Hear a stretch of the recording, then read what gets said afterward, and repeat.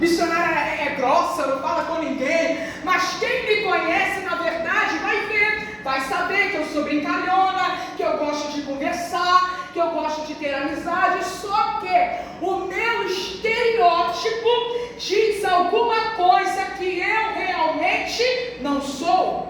E isso também é um problema, porque muitas das vezes nós estamos sendo taxadas de algo que não somos. Estão colocando peso em cima de nós sobre algo que a gente não é. E muitas das vezes a gente começa a absorver coisas que são lançadas em cima de nós. Quantas que foram paralisadas por algo que foi falado, por algo que foi dito. Quando eu falo de pessoas paralisadas, muitas das vezes eu falo não de algo que aconteceu agora, não, na tua idade atual, não. Eu digo de algo que aconteceu na sua infância. Pais sem maturidade, sem responsabilidade, falaram, não presta, é burra, não serve para nada, quando crescer não vai dar em nada. Uma visão que alguém tinha sobre algo, colocou sobre você, e você começou a tomar aquilo como verdade para a sua vida, e por conta disso, você foi paralisada por algo que não era seu, mas de tanto ouvir, você internalizou e passou a executar como se fosse algo seu. A outra palavra, quando nós vemos aqui, primeiro é olhar com o olhar de alguém. Segundo, é olhar com o meu próprio olhar. Quando eu olho para a Bíblia Sagrada, eu vou ver que no livro de Mateus, no capítulo 6, no verso 22 e o verso 23, vai dizer algo tremendo. A Bíblia vai dizer assim, olha, se os teus olhos forem bons, todo o teu corpo terá luz. Mas se os seus olhos forem maus, todo o teu corpo será tenebroso. Esse versículo não está falando do olhar de alguém projetado sobre mim, não. Esse versículo está falando do meu olhar projetado ou sobre mim ou sobre algo que está no exterior. Como identificar quando um olhar não é luz? Como identificar quando o meu olhar é tenebroso? É quando nós olhamos para a nossa vida, principalmente, e nós olhamos com um olhar crítico. Nós olhamos com um olhar de exigência. Mas talvez alguém possa dizer aqui para mim nessa noite, mas ser crítico é bom. Ser exigente é bom, porque isso indica responsabilidade. Só que o problema é que muitas das vezes essa crítica, essa exigência, ela é estabelecida sem um equilíbrio. E quando nós nos tornamos críticos demais, tudo que o outro faz é bom, mas aquilo que eu faço, nem tanto. Quando nós nos encontramos e nós começamos a viver exigentes demais, nada está bom, nada me satisfaz. Então eu preciso ter um olhar claro sobre aquilo que eu vejo, sobre aquilo que sou. Só que o melhor de tudo isso é que eu não posso ver somente como eu vejo. Eu preciso ver com os olhos espirituais e entender o que a Bíblia e o que Deus diz que eu sou. Eu preciso entender quem eu sou em Deus, porque vai ter dias que eu vou olhar para mim mesma e vou ver que em mim há tanta afabilidade, em mim há tanta, como eu posso dizer, há tantos questionamentos que eu vou dizer que na verdade eu não consigo, eu não posso, eu não vou. Mas quando eu olho e começo a entender o que Deus diz sobre mim, eu entendo que eu sou filha, que eu sou amada. Aleluia! Glória a Deus!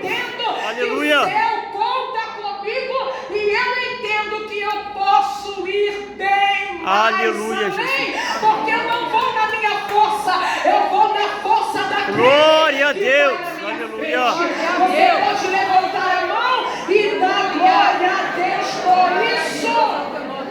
Aleluia. Oh, aleluia. Oh, glória a Jesus. Dá glória enquanto eu bebo água.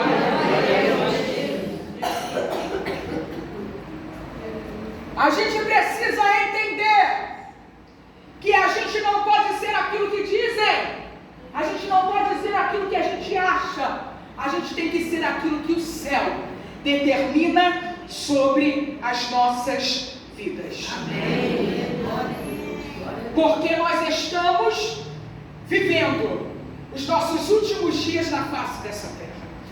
Não existe reencarnação. Não existe primeira, segunda, terceira chance, não. O momento de nós consertarmos a rota é agora. O momento de nós vivermos aquilo que Deus tem para a nossa vida é agora.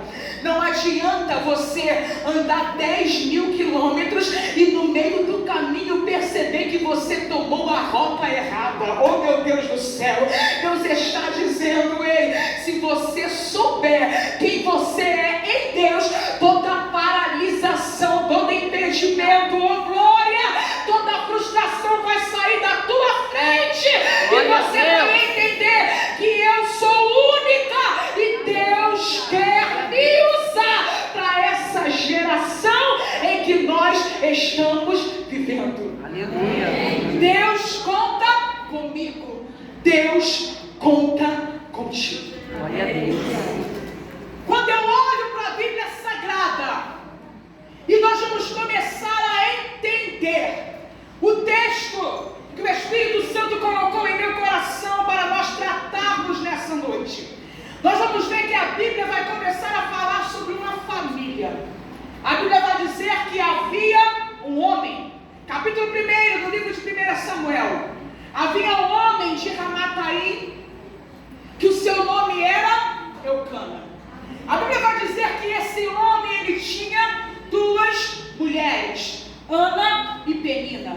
Entenda que nós estamos falando aqui não é de uma cultura como a cultura que nós vivemos, não. A gente está falando de uma cultura judaica. E a cultura judaica era permitido que um homem, ao contrair matrimônio com uma mulher, se essa mulher fosse estéril, se essa mulher não gerasse filhos, esse homem poderia contrair matrimônio com uma segunda esposa, a fim de gerar-lhes filhos.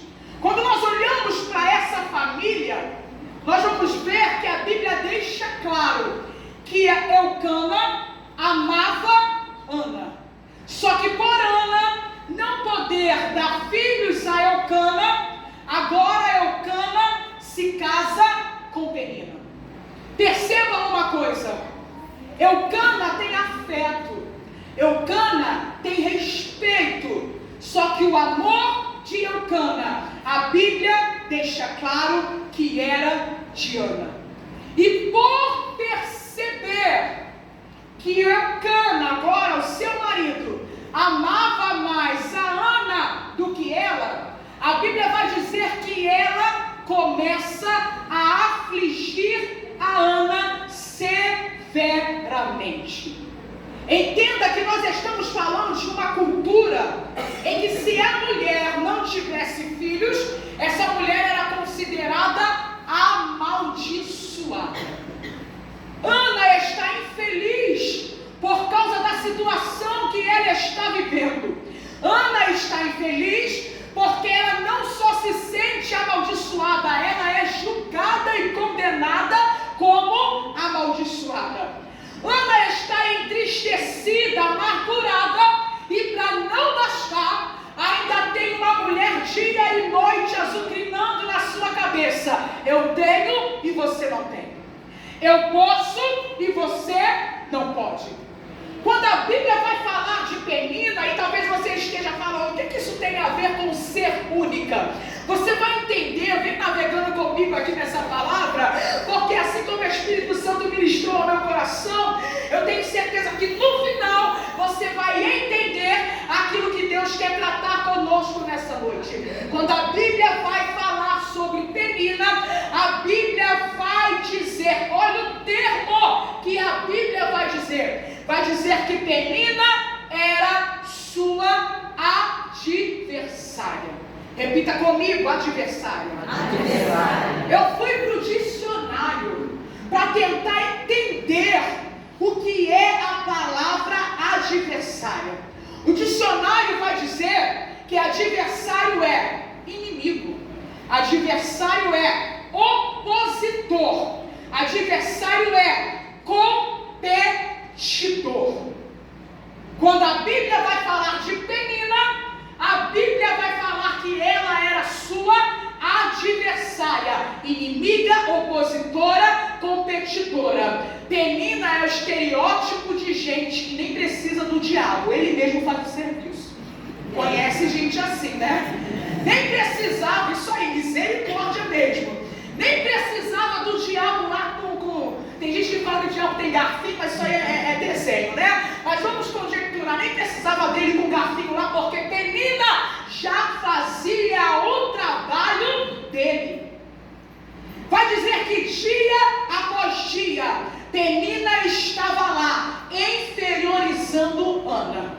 Dia após dia, Penina estava lá, menosprezando, ferindo e afligindo a Ana. Imagina como era o clima lá dentro daquela casa. Briga de dia, briga de tarde e briga de noite.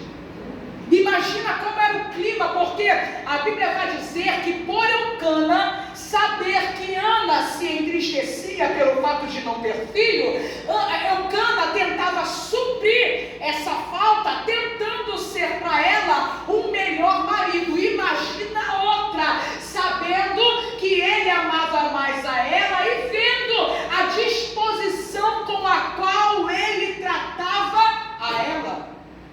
Aí sim, mais ainda, ela inferiorizava, ela menosprezava, ela se comparava, dizendo: eu posso, você não pode, eu tenho, você não tem, eu sou frutífera, você é seca. Imagina como era o clima dentro daquela casa, porque uma coisa é você ser afligido, é você receber, como eu posso dizer, menosprezo de alguém de fora. Outra coisa é você dormir, comer, tomar café da manhã, almoçar, jantar, deitar e ter o teu opositor do teu lado dia e noite na sua cabeça.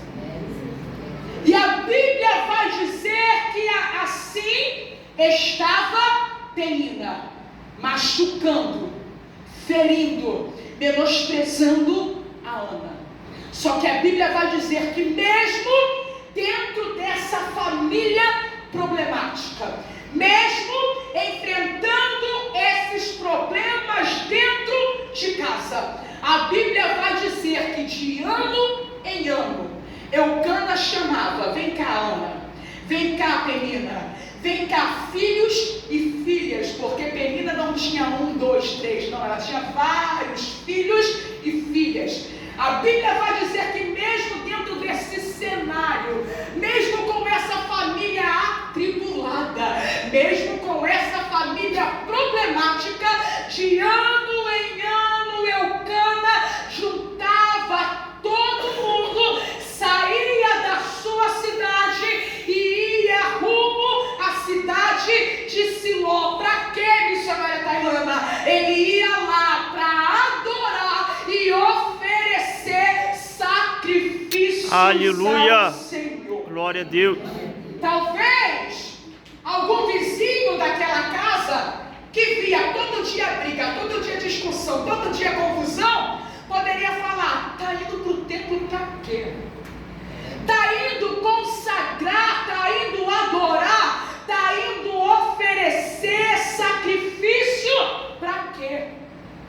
Era melhor ficar dentro de casa, era melhor nem ir para lá para o templo para adorar e oferecer sacrifício dessa forma. Só que a gente precisa entender que é isso mesmo que Satanás, o inimigo das nossas almas, quer que a gente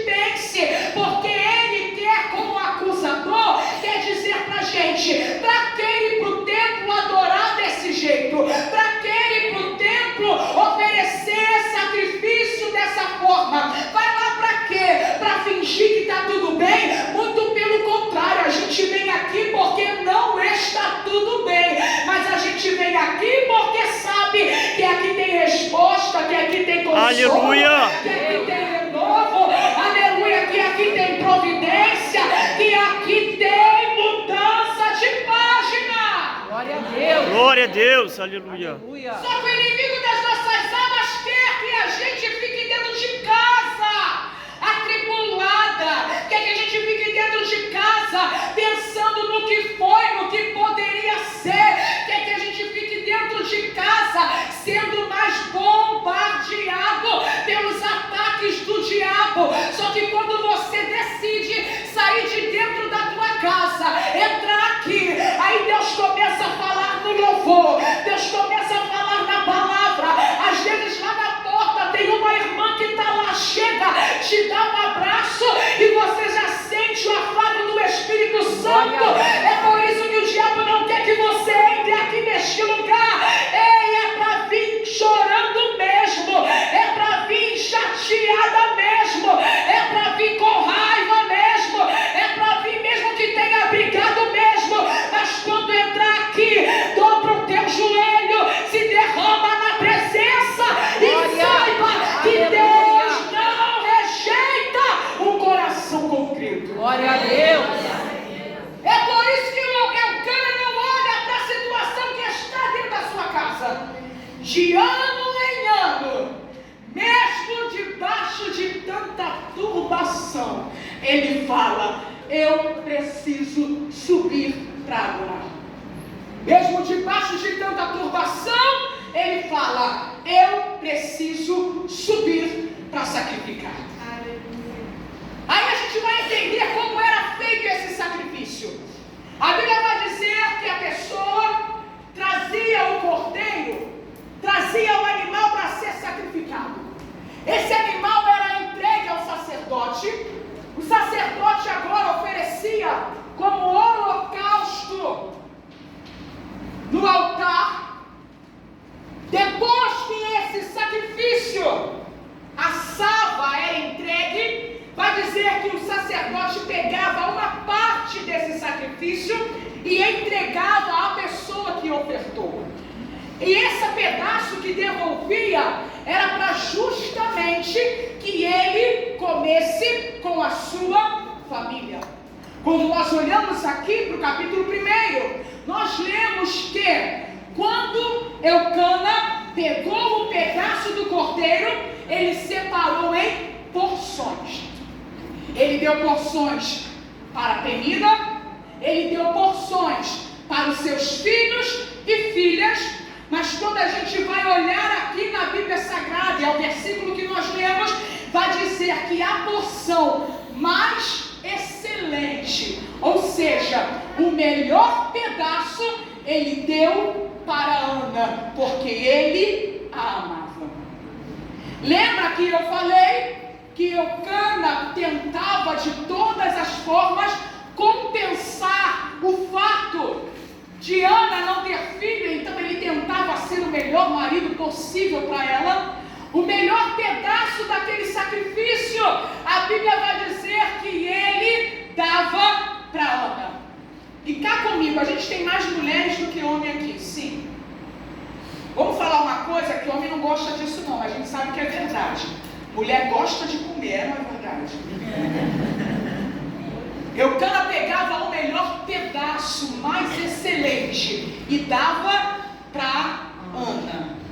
Gente, mulher gosta de comer, pode estar brigada, chateada com o marido. Se chamar para lanchar, a gente pega a raiva, enrola, coloca no bolso, mete uma maquiagem, coloca uma roupa e sai linda e plena.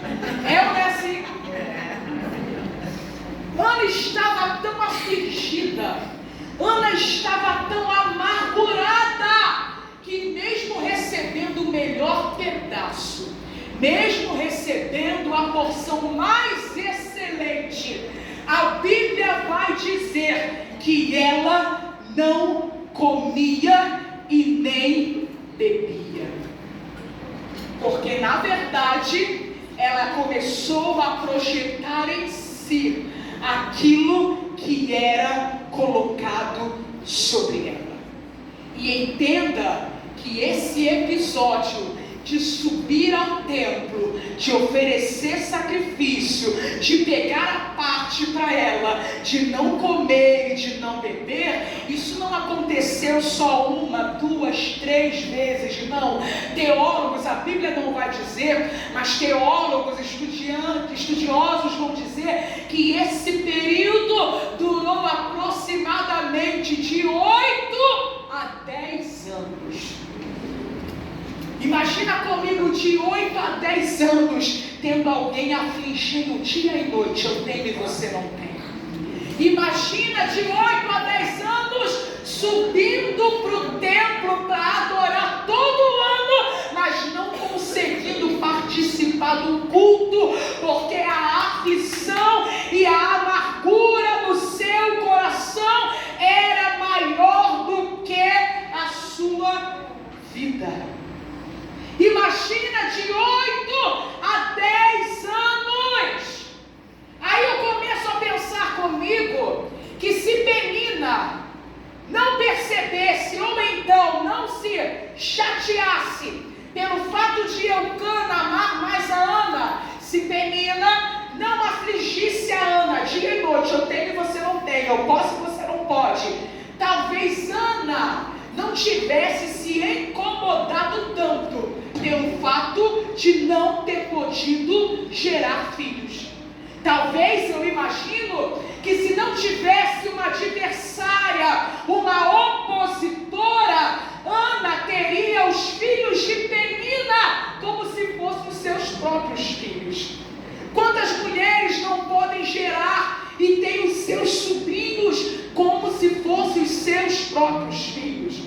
Nós estamos falando aqui de uma cultura, lembra de Sara? Quando pega Agar e coloca para se deitar com Abraão, a intenção era que o filho gerado naquela união fosse também como se fosse filho de Sara. A intenção era essa. Talvez se Penina não tivesse dia e noite na cabeça de Ana, Ana não estaria tão afligida, Ana não estaria tão amargurada. Só que aqui eu entro no tema da mensagem dessa noite. Aqui nós vemos duas mulheres permitindo que a comparação, aleluia, embaçasse, prejudicasse e fizesse com que elas não viessem ver o melhor de todas as coisas. E qual é esse melhor? É o fato delas serem únicas. Eu vou repetir para você entender. A comparação entre duas mulheres não deixavam elas perceberem que elas eram únicas. E quando eu falo de comparação, eu não falo só de comparação de Ana para Penina, mas eu também falo de comparação de Penina para com a Ana, porque quando todas as vezes eu olho Penina que tinha tudo, mas se incomodava com alguém que não tinha nada, isso me mostra uma falta, isso me mostra uma lacuna que é aberta, isso me mostra uma insegurança na vida de Penina. Como pode alguém que tem tudo estar se incomodando com alguém que não tem nada? A comparação entre duas mulheres não deixaram elas viverem em paz e perceberem que elas, dentro daquela união, cada uma era única.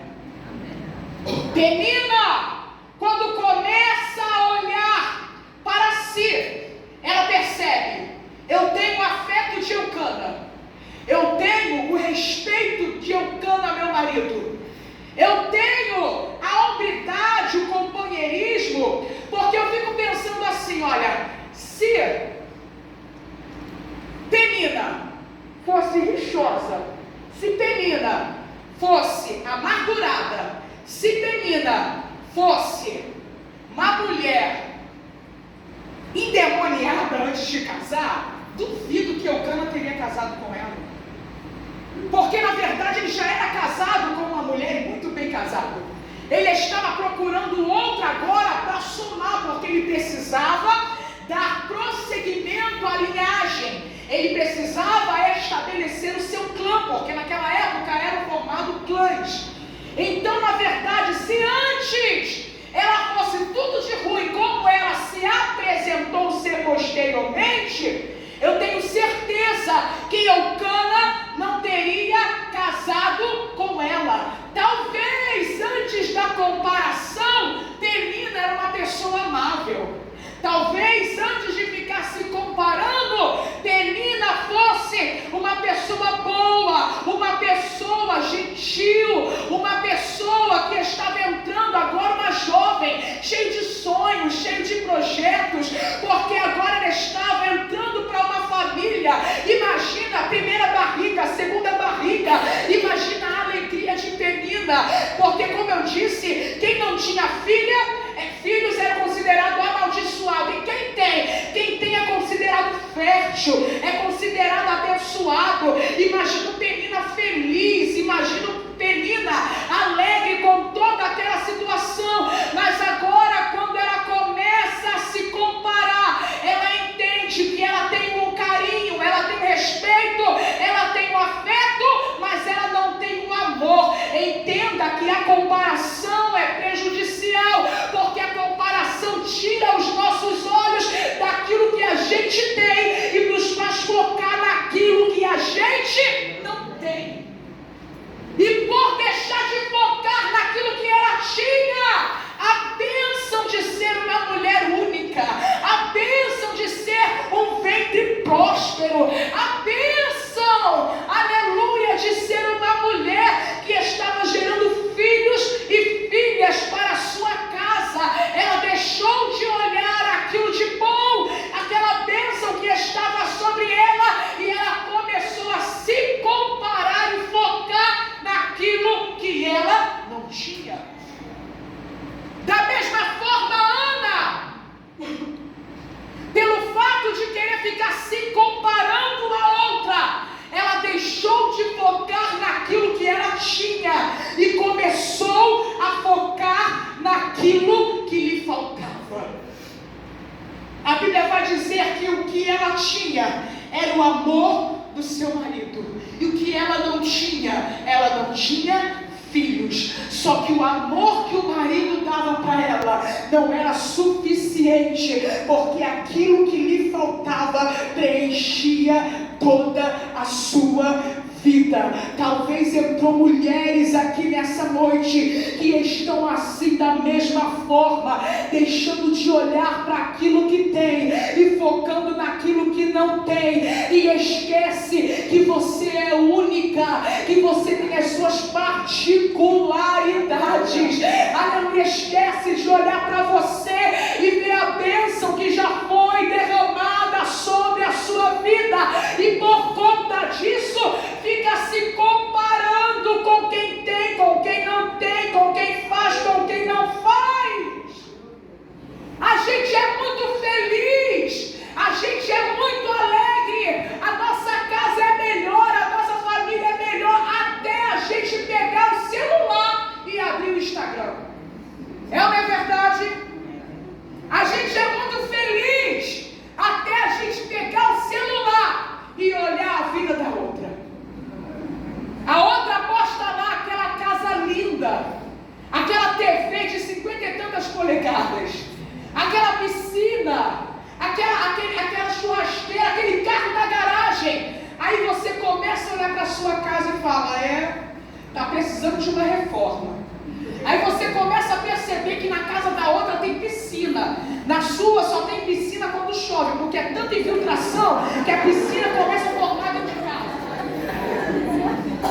Na casa da outra tem carro novo, tem churrasqueira. Só que entenda uma coisa, talvez na casa da outra não tem paz, talvez na casa da outra não tem harmonia.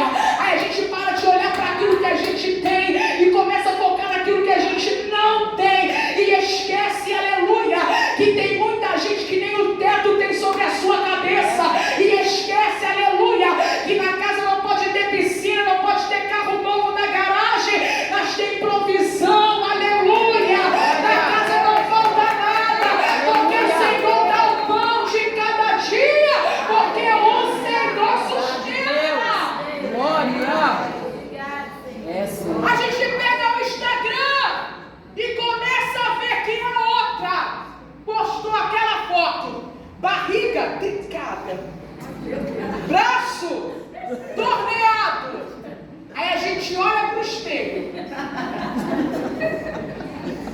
gente balança o braço, parece até uma gelatina.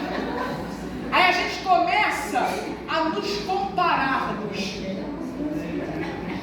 Aí a gente começa a desgostar do cabelo, desgostar do corpo, desgostar da altura, desgostar de tudo. Ah, que isso, gente. Deus te trouxe aqui, se tem alguém aqui nessa noite desse jeito, Deus te trouxe aqui para você entender, aleluia, na sua particularidade, aleluia, que você precisa entender que quando você se posicionar e souber quem você é em Deus, aleluia, o diabo não vai mais te paralisar. Oh glória, quando você se posicionar e parar de se comparar e entender que você é preciosa, que você é lavada e remida pelo sangue de Jesus, e entender, aleluia, que sobre a tua vida nenhuma condenação há, e entender que Jesus morreu na cruz do Calvário para te dar vida eterna, e você é importante no reino,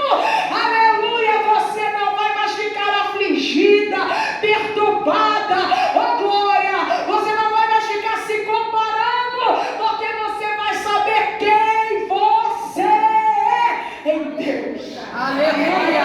Pode dar glória a Deus aí enquanto eu bebo água.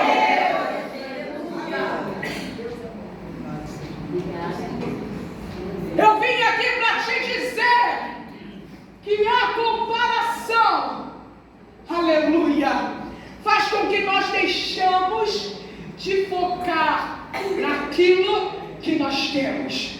E por conta disso, nós começamos a nos afligir, a nos entristecer por aquilo que nós não temos. E Deus te ama do jeitinho que você é.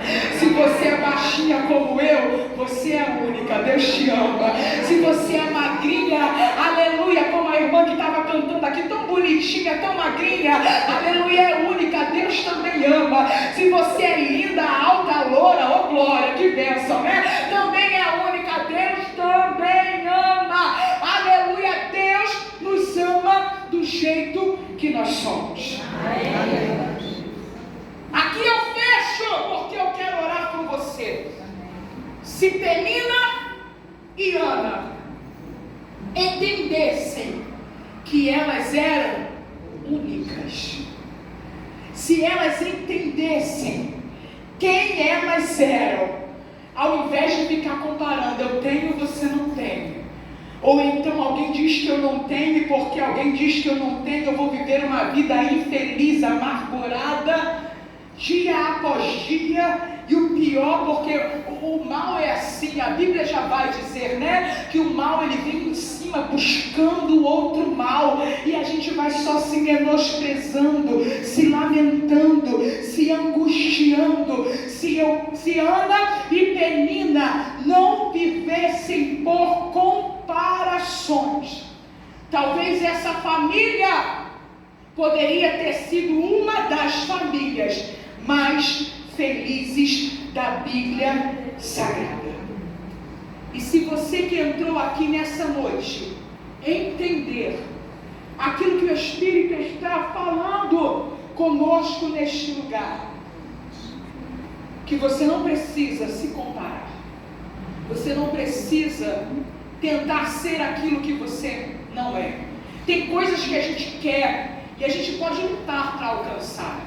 Quem é gordinha e está querendo emagrecer, você pode, educação alimentar, academia, você pode ficar que tu é magrinha e quer engordar, porque também tem o contrário, né? Você também pode, mas você não pode se menosprezar por aquilo que você ainda não é. Aleluia, porque você tem deixado de viver coisas extraordinárias que o céu já tem liberado sobre a sua vida. Muitas mulheres têm deixado de viver coisas extraordinárias da parte de Deus, porque esquecem o fato de ser única, de ser uma pessoa na sua individualidade, particularidade. E enquanto eu estava estudando essa palavra para ministrar aqui a vocês nessa noite. O Espírito Santo, ele começou a falar no meu coração que hoje seria uma noite de romper. Romper com paradigmas de coisas que colocaram sobre a sua vida. Lembra que eu comecei a pregação dizendo: se olhar com o olhar de alguém, algo que é projetado sobre mim. Quebrar e romper nessa noite coisas que eu mesmo lanço sobre a minha vida e na verdade eu não deveria ver ou me posicionar assim. É noite de romper para entender e aceitar que você é uma pessoa única, aleluia, e não é aquilo que dizem de você, nem muito menos o que você mesmo pensa de você. Você é aquilo que os céus dizem sobre você. Então é por isso que eu quero orar com você aqui nessa noite. Eu quero te chamar aqui para o pé do altar. Não é para te constranger, não é para te deixar envergonhada de forma alguma. Eu quero te chamar aqui para o pé do altar, porque assim como eu disse, que hoje seria noite de romper com alguns pensamentos, com alguns questionamentos.